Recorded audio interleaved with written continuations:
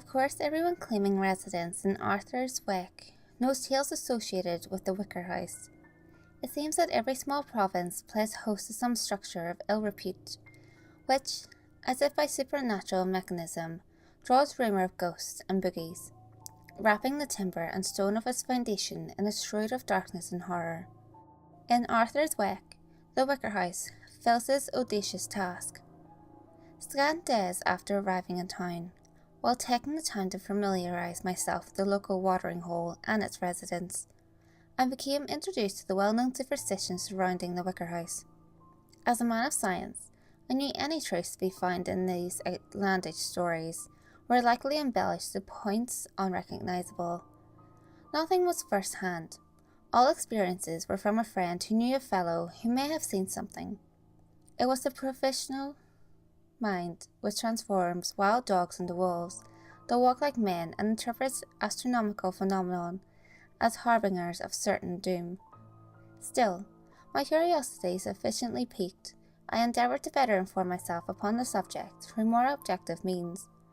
To my great surprise, while failing to confirm the more supernatural claims of the tales, the town records in the basement of the local library did provide aspect to a most sinister reality all their own.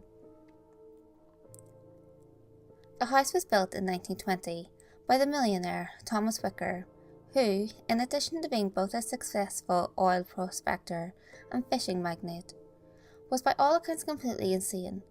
No one knows what first drew Wicker to Arthur's Wake.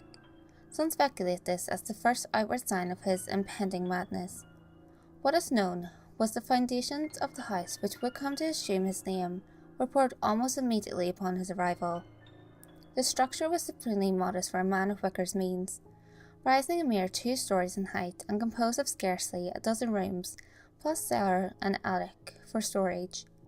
The house was built on Blackwood Drive, a major tributary of the town's main street, and close to the industrial centre, such as it was. The plot itself consisted of about a quarter acre, the yard home to a few blossoming trees and a small garden, the whole of which was surrounded by a high wrought iron fence, accessed by a similar gate. The posts of this formidable perimeter were topped by wicked spikes to discourage would-be trespassers. Construction concluded rapidly, as the autumn of 1920 saw Wicker take up residence in the house accompanied by a maid, groundsman and his wife.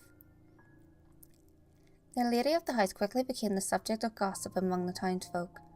During the construction, Wicker had boarded his wife in parts unknown. None could recall when she arrived at the house. One day, she was simply there. As the groundskeeper cared for the exterior yard and the garden, and the maid handled all domestic chores including trips to the market, the lady was herself never seen to exit the house. Due to this complete lack of socialisation, the townsfolk did not learn so much about the woman as her Christian name. The servants themselves shed no light upon the subject. The man hailed from a remote part of the Dark Continent, and the woman appeared to be a mixed breed, vaguely of the Orient. Wicker had acquired the service of each, while abroad for business dealings, and neither spoke a word of English. Naturally, the Lady Wicker was the object of most persistent rumour. Early speculation was she suffered from some exotic malady which left her drawn and bedridden. These theories were reputed by those who would occasionally spy her from the street. In each case, she was seen exclusively at night, staring forlornly through the second-story window of what was assumed to be her bedchamber, lit only by candlelight from within, and to all appearances the picture of health. Additionally, there was little chance the typically damp and sunless climate of the Wake would be prescribed to improve one's constitution by even the most inept of physicians. As common folk were wont to do, with a logical explanation absent, more frantic theories were crafted. Some began to speculate the woman was a witch. Others, an enslaved angel, worn by Wicker whilst dicing with Satan. What all who observed her agreed upon was her singular beauty. I gleaned much of this information from archives of the local paper, especially one curiosity piece, which was accompanied by a photograph of the lady in question. The scene was just as I had heard described, the single lonely prisoner peering through the window and across that terrible iron fence into the darkness of the night. The photograph was muddled due to the quality of the prehistoric equipment, and the lack of natural light, effectively obscuring the lady's features. Indeed, it was difficult to distinguish whether the blurred form was in fact human, though it did reject an impression of unmistakable femininity. And yet, even though that greyish haze, I could perceive a certain piercing, almost hypnotic quality of her eyes. Wicker himself was something of a mystery though, considerably less so than his bride. An attractive man, tall, dark-haired and well-featured, many a young woman found herself undeniably jealous of the seldom observed Lady Wicker. Though often away for long periods on business excursions, at home Wicker would frequent the only drinking establishment in the Wick, an elegant locale consistently ignored by the well-bribed police force charged with upholding prohibition. Although he had no one in town that might be explicitly named friend, Wicker was known to purchase drinks for the house on his occasions of patronage, and was as such engaged in conversation by no few number of fellow revellers.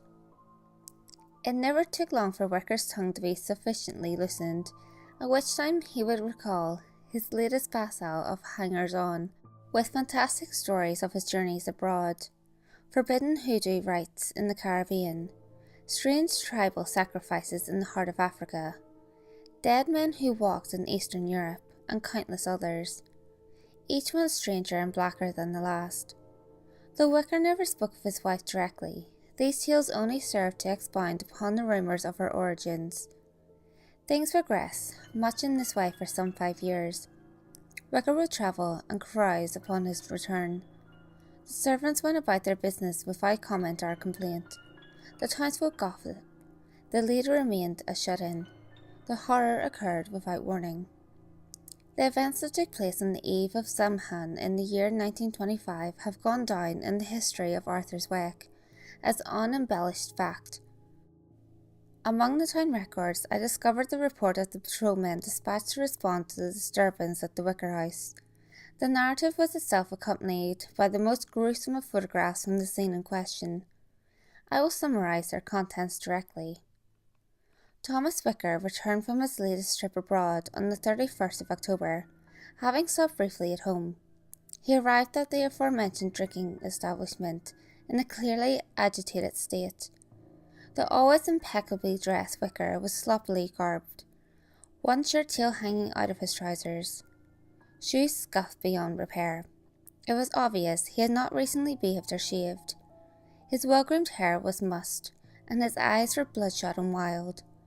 Approaching the bar, he seized an entire bottle of liquor, took several long swallows without use of a glass, and ignored all attempts of other patrons to engage him in conversation.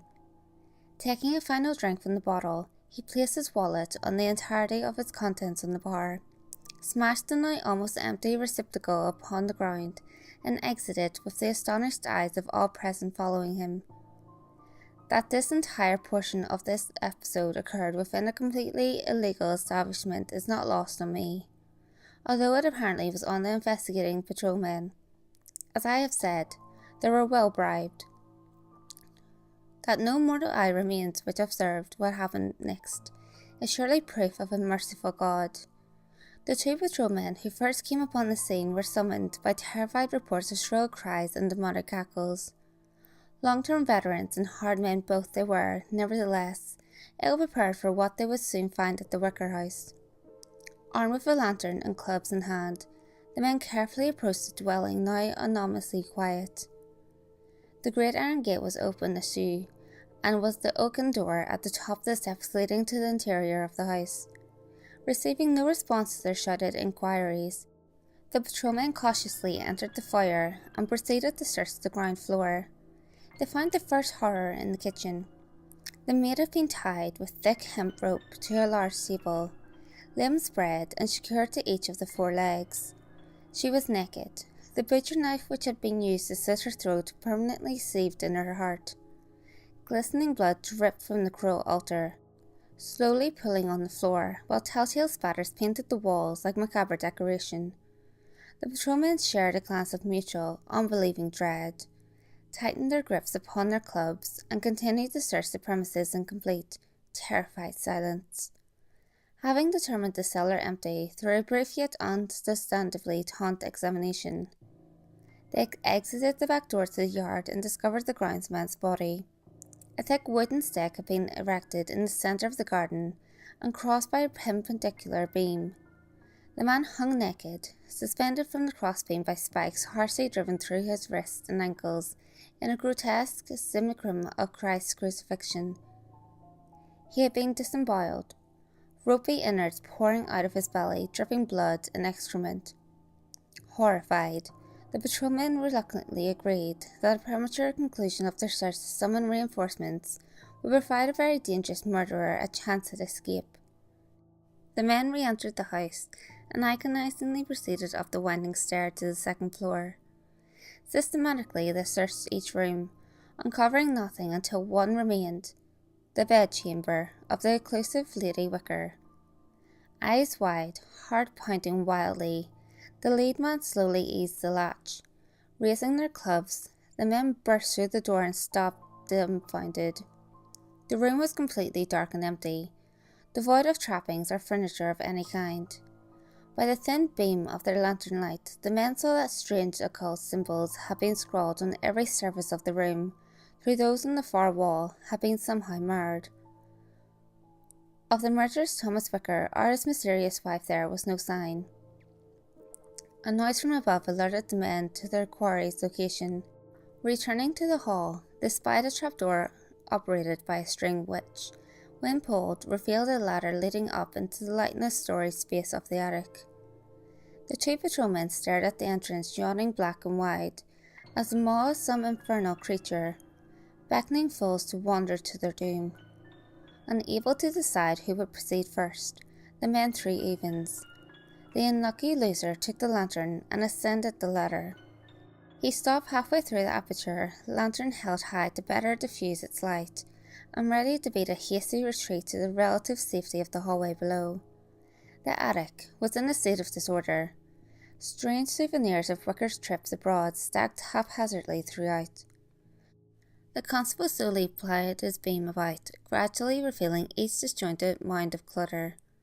At last, the light fell upon the attic's far corner, revealing the huddled, gibbering mass of the man they sought. Or what had been the man. Indeed, whatever reason served to separate man from beast, had, sensing it was no longer a suitable dwelling place, fled from the form of Thomas Wicker.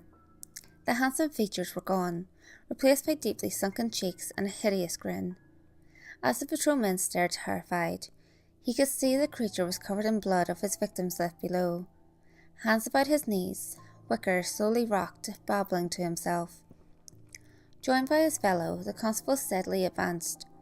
Arms outstretched, they readied to seize the thing that had been Thomas Wicker, when his mad eyes shifted upon them, and the muttering stopped.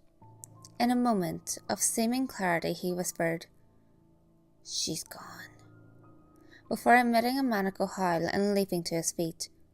Taken aback, the patrolman hesitated, affording the lunatic room to pound past him to the window and hurl himself through the glass. His desperate shriek gave way to a sickening thud. The men rushed to the broken window. Far below, by the light of the moon, they saw the body of Thomas Wicker jerk spastically, impaled by the wicked spikes atop the iron wall. By the time the patrolmen descended from the attic, the hideous motion had mercifully stopped.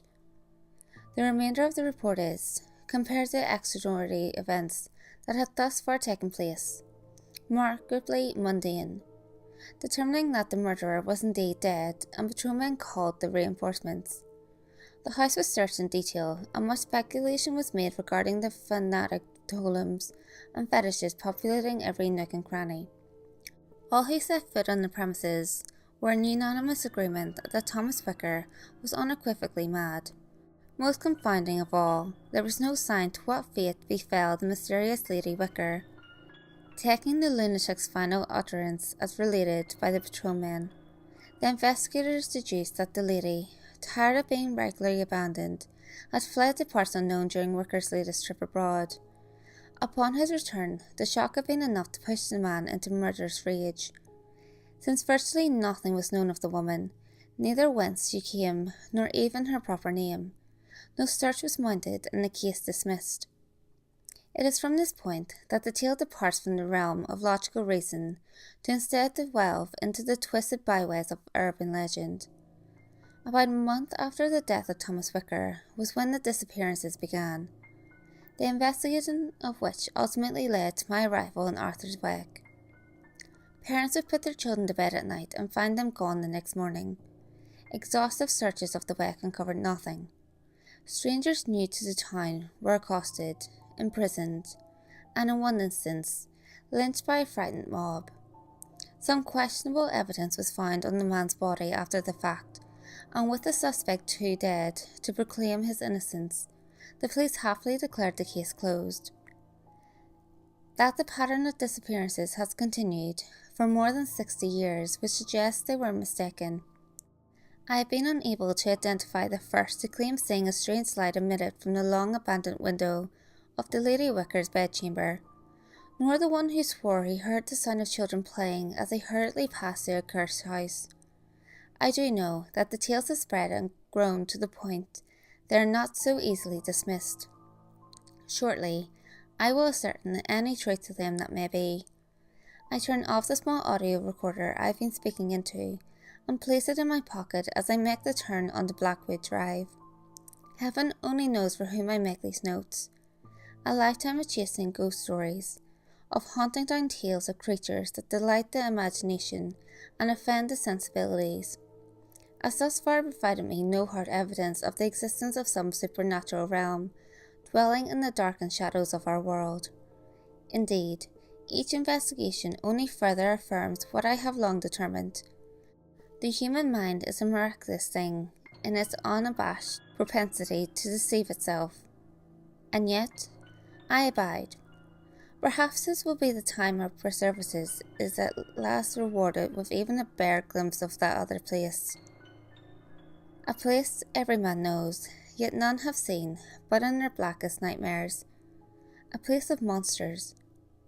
Slender tendrils of fog quest hungrily between my feet like living things as I approach the ruins of the Wicker House. Pushing through the rusted iron gate, I am reminded that, despite my misgivings, I too am human. My mind is readily capable of deception as any other. Indeed, making my way up the front path, a trick of the moonlight suggests a soft glow emanating from the second-story window, as if from a candle lit within. And, were it not impossible, the visage of a beautiful woman stares down and smiles at me approvingly. My hand tightens on the knob as children's laughter reaches my ears. I open the door.